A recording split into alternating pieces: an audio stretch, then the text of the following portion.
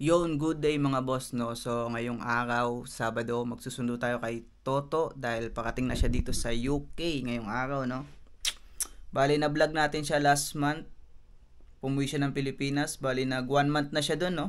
Yung bakasyon niya kasi is 28 days lang. So, madaming nangyari sa bakasyon niya. Alam ko hindi masyadong masaya si Toto sa bakasyon niya kasi madaming problema. Pero ngayong araw, susunduin natin siya sa Tonton ulit. Tapos, yun lang. Wala naman iba tayong gagawin. Susunduin lang namin siya. Kakamustahin natin yung bakasyon niya ng 1 buwan. Kung naging masaya ba siya ng 1 buwan, syempre. So, wala naman siya ibang sasakyan dahil alas 7 na ng gabi siya dadating dito sa UK. Kaya, sunduin natin siya ngayong araw. Yung mga kasama natin, mga idol natin yan. Manzam. So yun, malamig pala dito sa UK ngayon, no? Umulan. Hindi, naka-chinelas lang ako. So hindi nyo pala guys nakita na nag-drive ako dito sa UK, no? So ngayong araw ipapakita ko yun na nagda-drive ako dito sa UK. Yung ko lang talaga ipakita sa vlog na nagda-drive ako. Kasi wala akong taga-video syempre. Pero sa hindi nakakaalam, nagda-drive tayo dito sa UK. Madali lang naman mag-drive dito sa UK, no? Lalo na yung kalsada dito is madali lang matutunan. Tapos madali mag-drive dito kaysa sa Pilipinas. Kaya ngayon papakita ko sa inyo na nagda-drive tayo. Masigip. Ito yung mahirap pa yan. Side mirror check. Relax lang guys. Sira pa rin. Oo. So yun lang ang mahirap dito talaga mag-drive sa UK. Lalo na pagka masikip yung daan. Siyempre Focus ka sa daan. focus tayo.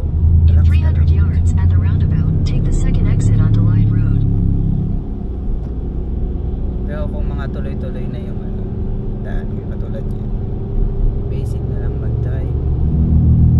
So gumagamit pala kami ng Google Map dito guys, no, pagka nagda-drive syempre. Lalo na hindi natin kabisado yung daan na pupuntahan namin ngayon.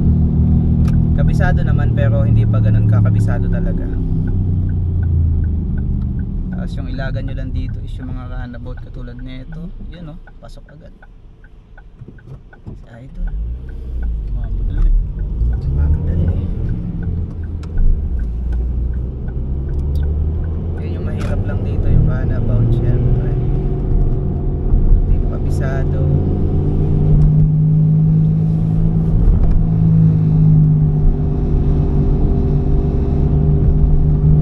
So kung first time ko nag-drive dito sa UK is kabado ako dito dahil hindi ko kabisado yung daan. Yun yung pinakaano talaga dito kahit magaling ka sa Pilipinas. Mag-a-adjust ka sa daan nila dito dahil ano dito baliktad. Di ba Piljan? Kasama ka sa vlog Piljan. Go.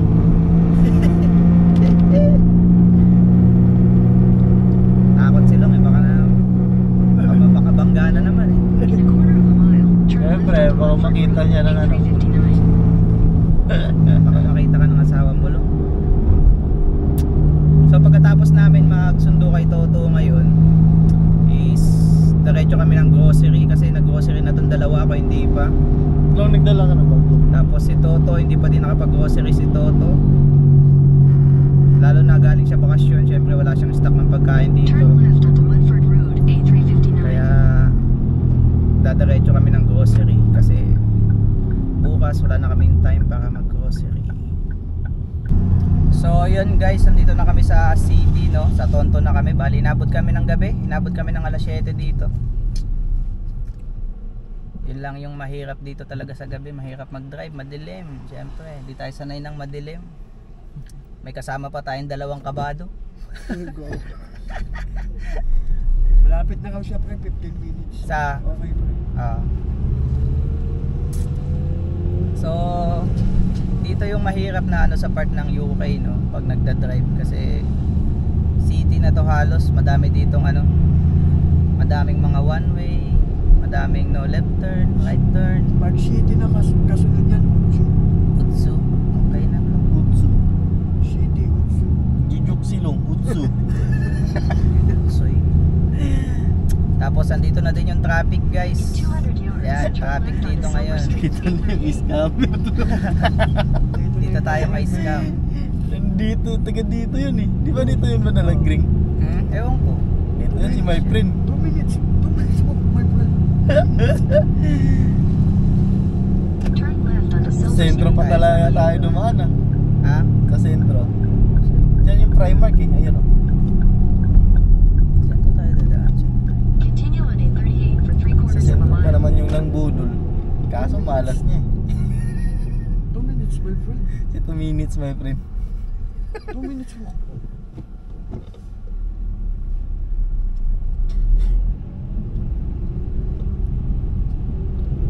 Yan oh. Ingat-ingat ka dyan Queen oh. Vauxhall Corsa yan. Ha? Lain to long visit. Ganyan na ganyan din yung side mirror. Dapat makita ko. Kokaina, kokaina. 2 minutes mo. So dito sa daan na to guys, hindi ako masyadong familiar dito kasi pangalawang beses ko palang nag-drive dito. Kaya hindi tayo masyadong kabisado dito. Pero dito tayo nag-park nun, di ba? Oo. Doon na nga. Doon na sa. Ikot na lang tayo. Ikot yun. Yung unang punta ko dito is yung hinatid ko din si Toto dito dahil dito lang naman yung sakayan ng bus. Tapos pangalawang punta ko dito is ngayon, syempre.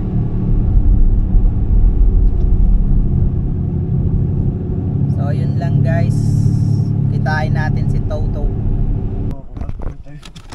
So yun, nandito na si Totski. Ayos daw, Sabi ko nga ba, mali yung Prada ko. wala. Gago. Yung gulong ko. Ha? Okay lang ba yan? Okay lang. Ano to? Balita. Ay. Bakit? Anong tulog? Ito, sira-sira yung ano. Huwag lang mo sasakyan. Sorry boss. Kamusta bakasyon? Rogas ka to ah. May iba pa ata tayong pasahero ah. Wala na po ah. Ha? Oh, sige. So yun guys, nandito na si Totski. Dadaan ba tayo KFC?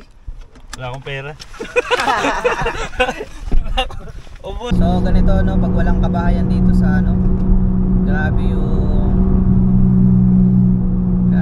ano, daan, walang makita.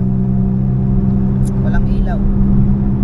Kaya naubos yung budget ko kasi bago ako umalis, bumili lang ako asawa ko ng singsing.